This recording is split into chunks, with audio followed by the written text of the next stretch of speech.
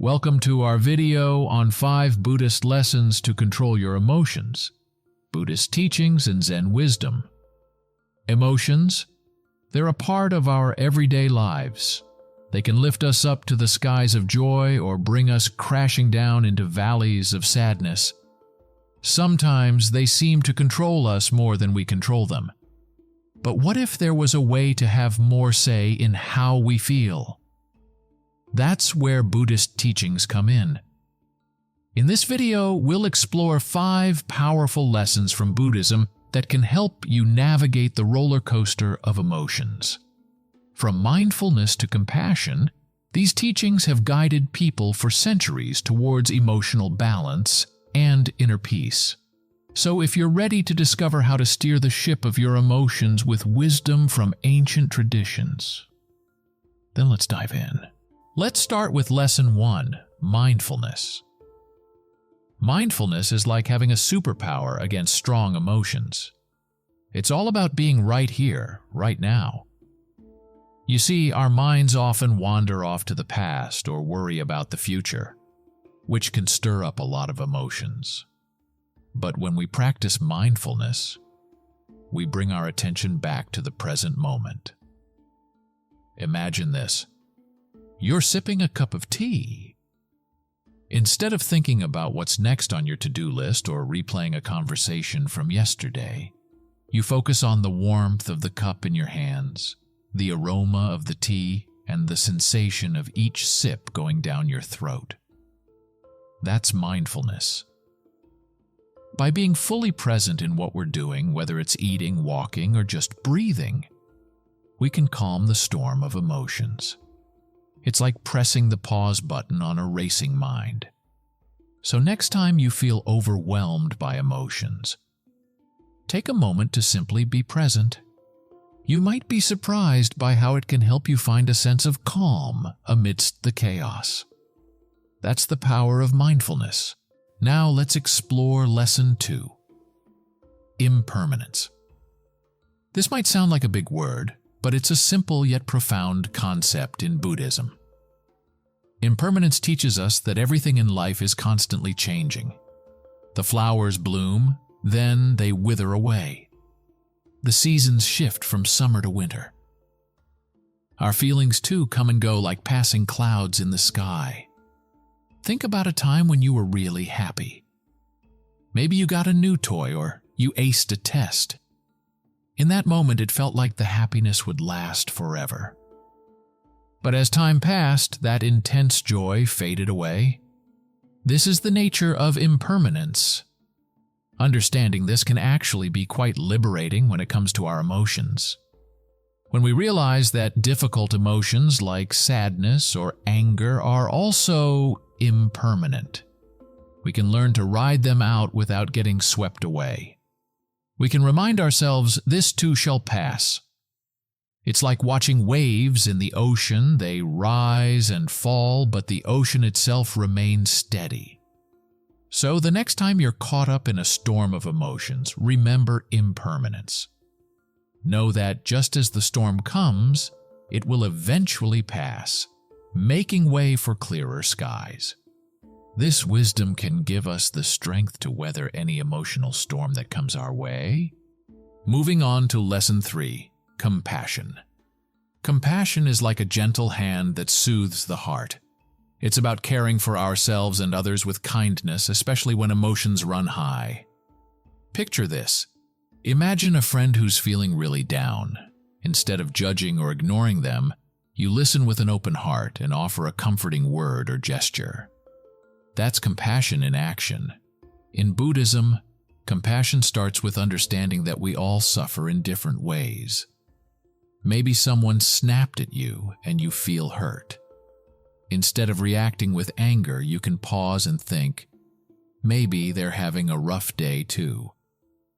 This shift in perspective opens the door to compassion. When we treat ourselves with compassion, we're more forgiving of our mistakes and less harsh on ourselves when things go wrong. And when we extend that compassion to others, we create a ripple effect of kindness in the world. So, the next time you're tangled up in emotions, try approaching yourself and others with compassion. It's like adding a drop of soothing balm to a wound. It can make a world of difference in how we feel and how we connect with those around us. That's the power of compassion. Let's delve into Lesson 4, non-attachment.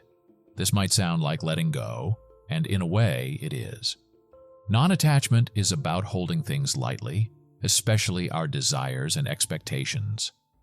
Think of it as loosening our grip on how we think things should be. Imagine you really want a particular outcome, like getting a promotion at work. You work hard, you visualize it, but then for reasons beyond your control, it doesn't happen. This is where non-attachment comes in. Instead of feeling crushed or angry, you acknowledge your efforts but also accept that the outcome wasn't in your hands. In Buddhism, non-attachment isn't about being indifferent. It's about finding a balance between striving for our goals and accepting whatever comes our way. When we're less attached to specific outcomes, we're less likely to be knocked off course by disappointments. It's like holding a bird in your hand. If you grasp too tightly, you might hurt it, or it might fly away in fear. But if you hold it gently with an open palm, it may stay for a while, enjoying your warmth. Non-attachment is that open palm, allowing life to unfold without trying to control every twist and turn. So, next time you're faced with a situation that doesn't go as planned, remember non-attachment. It's a reminder to hold your desires lightly, like holding a bird, and to find peace in the flow of life. This mindset can bring a sense of freedom from the roller coaster of emotions that often accompany our attachments. Lesson 5, Equanimity. Equanimity might sound like a big word, but it's really about finding balance in our minds and hearts. It's like having a steady compass that keeps us centered even when emotions are swirling around us. Picture this. You're on a boat in the middle of a lake. The water might be choppy, but deep down in the lake, it's calm. Equanimity is like being anchored in that deep calmness within ourselves. In Buddhism, equanimity means not getting too carried away by the highs or lows of life. When good things happen, we enjoy them without clinging too tightly. And when challenges come, we face them with grace and resilience. Imagine you're waiting for some news, like the result of a job interview. Instead of being consumed by anxiety or building up false hopes, you stay steady. You trust that whatever the outcome, you'll be okay. This trust is equanimity in action. It's also about treating everyone with fairness and kindness, regardless of how they treat us. When we practice equanimity, we're like the sun shining its light on everyone, without picking and choosing who receives its warmth. So the next time you feel the tug of emotions pulling you in different directions, remember equanimity. It's the anchor that keeps us steady in the midst of life's storms. By cultivating this balance, we can navigate through life's ups and downs with a sense of peace and clarity. This is the gift of equanimity. Remember, emotions are a natural part of being human. They can be like wild horses, sometimes hard to control. But with these Buddhist teachings, we can learn to be the master of our emotions rather than letting them control us. Mindfulness teaches us to be present. Impermanence reminds us that this too shall pass. Compassion softens our hearts towards ourselves and others. Non-attachment frees us from the grip of expectations. And equanimity gives us balance amidst life's ups and downs.